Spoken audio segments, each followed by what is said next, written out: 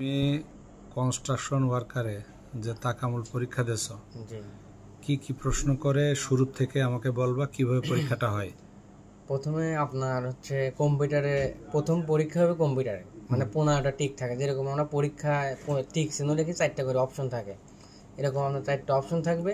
যেটা আপনাকে সঠিক মনে হবে সেরকমই দেবেন। যেরকম একটা কংক্রিট মানে একটা ঢালাই মাখানোর জন্য কয় বস্তা সিমেন্ট, কয় বস্তা খোয়া, কয় বস্তা বালু, পানি কতটুকু দিতে হয় উপরে লেখা থাকবে। ওইগুলো নিচে মিলায় মিলায় লিখতে হবে যে এইটা ক ক উত্তর হলে কই লিখতে হবে।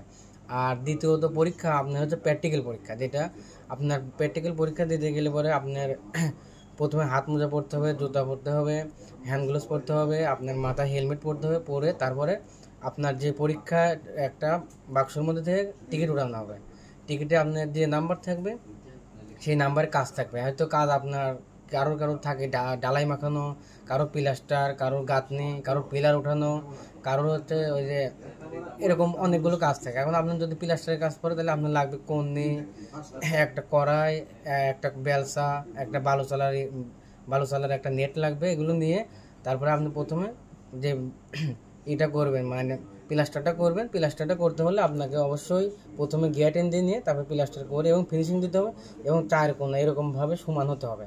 সমান না হলে আপনাকে সারাই করবে না। অবশ্যই যেটাই করবেন ইনশাল্লাহ আল্লাহ ভরসা, মানে যে সমান হতে হবে, মানে চার কোণ আছে, তাহলে আপনি ইনশাল্লাহ পাস করতে পারবেন।